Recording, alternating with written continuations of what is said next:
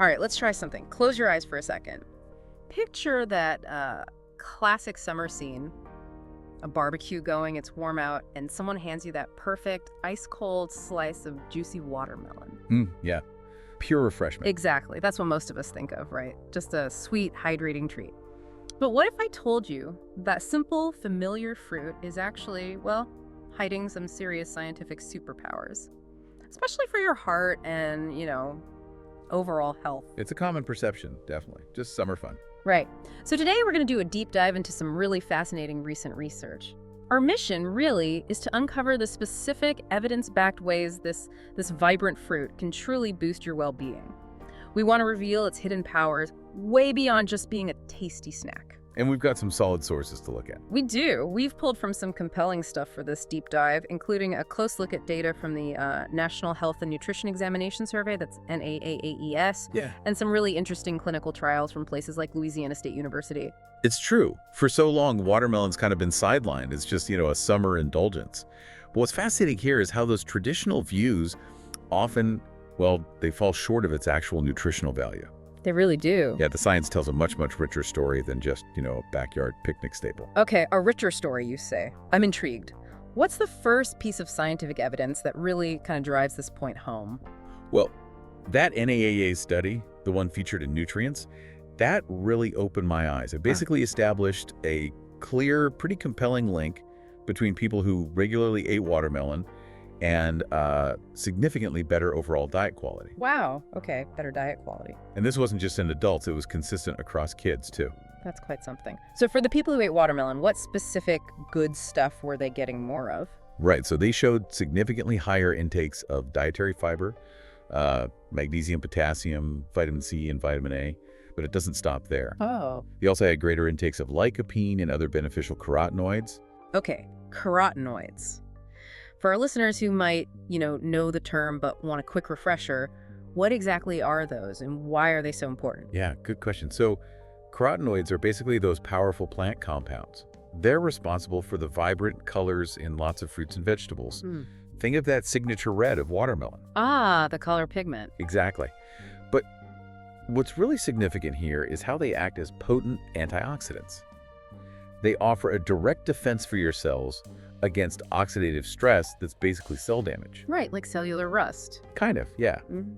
And they strengthen your immune system, and ultimately, they can potentially reduce your risk of chronic diseases.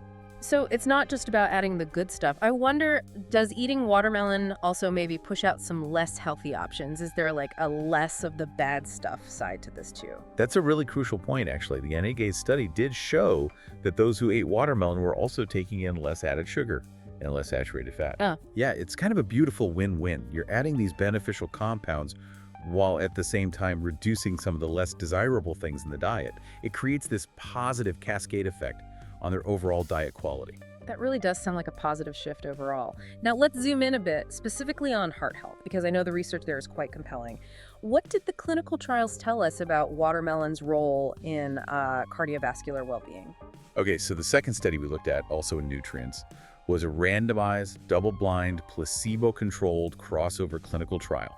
This one came out of Louisiana State University. Right, the gold standard kind of trial. Pretty much. And this trial specifically investigated how drinking watermelon juice might protect blood vessel function, especially during those times when our blood sugar spikes.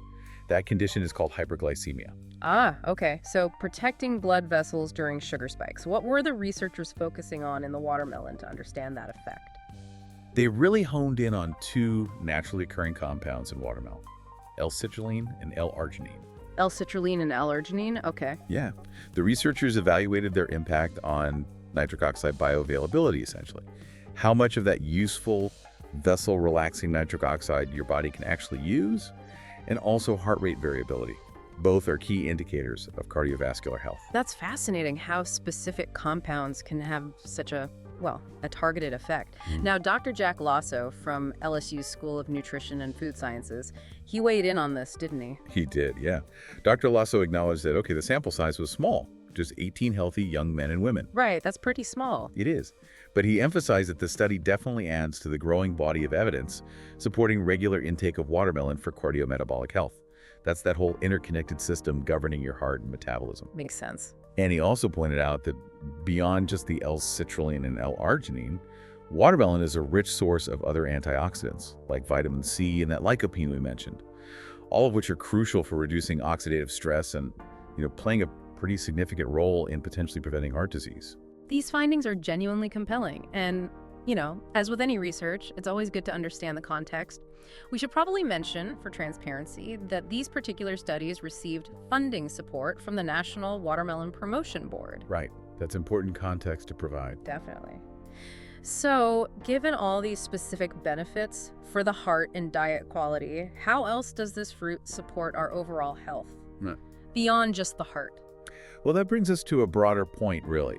Watermelon seems to be a bit of a full-body ally. It impacts so many different systems. Okay, so let's start with the obvious one, something we all kind of know about watermelon: hydration.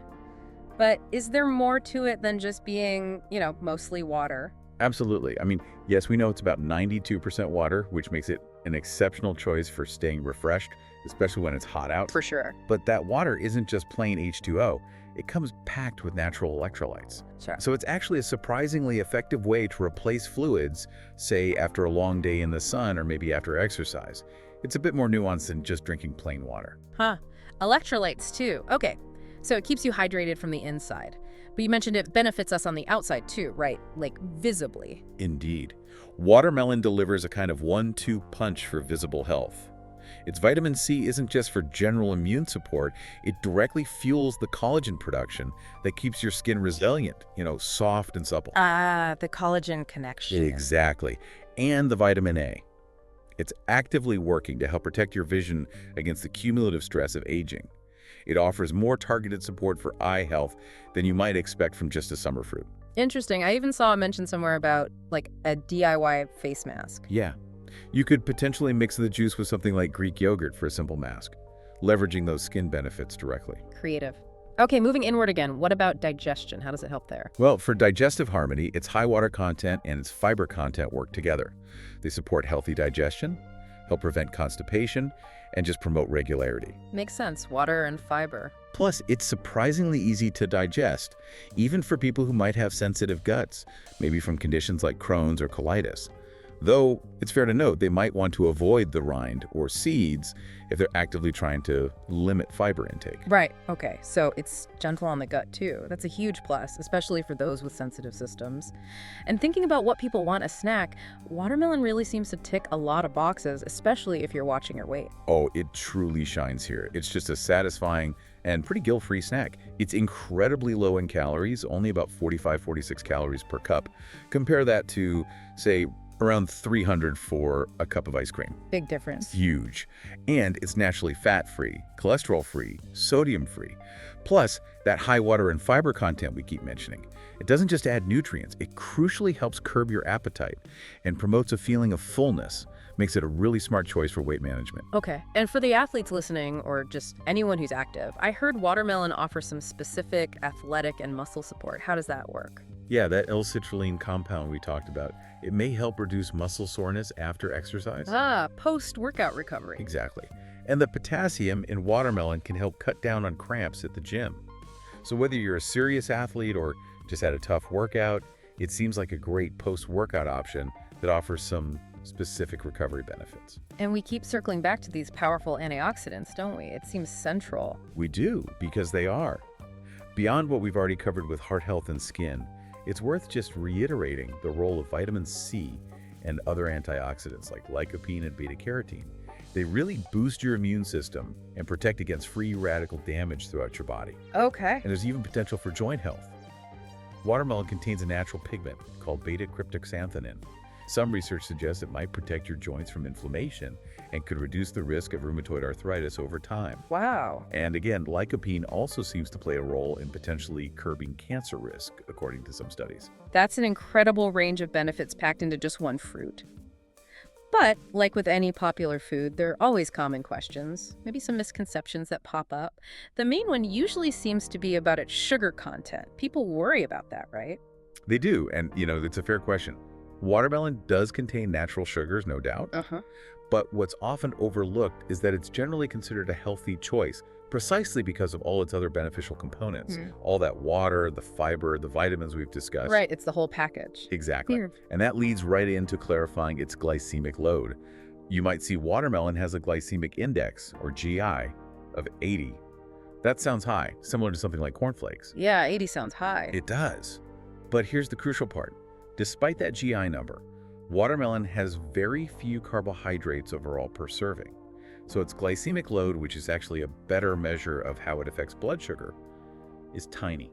It's a mere 5. Only 5. Okay, that's really low. Extremely low. So you can enjoy a slice without guilt. It's just not going to cause a rapid blood sugar spike like you might fear from the GI number alone. That's a really important distinction. Okay, what about the seeds? The old wives' tale. Ah, yes, the seeds. You were probably told as a kid they'd grow in your belly if you swallowed them. Totally. Well, not true. Your stomach lacks sunlight and soil, and it's full of gastric acid. So no worries there. Plus, the seeds themselves, they're actually quite nutritious. They contain healthy fats and protein. So you can eat them? You can, though they're usually spit out, or you buy seedless varieties. And interestingly, some sources even suggest eating watermelon on an empty stomach might be beneficial for optimal citrulline absorption, though, more research is probably needed there. Okay, fascinating. So what does all this research, all this insight mean for you, our listener, practically speaking? Well, it connects back to a really critical dietary goal. The dietary guidelines for Americans recommend eating about 1.5 to 2.5 cups of fruit daily. Right, that's the recommendation. But the unfortunate reality is that most people in the U.S., both adults and kids, fall significantly short of that goal. We're only getting about half the recommended fruit servings each day, on average. Wow, only half. That's a big gap. It is. And this is where watermelon becomes just an excellent, nutrient-rich, and frankly, delicious way to help bridge that fruit gap. Makes sense. Easy way to add more fruit.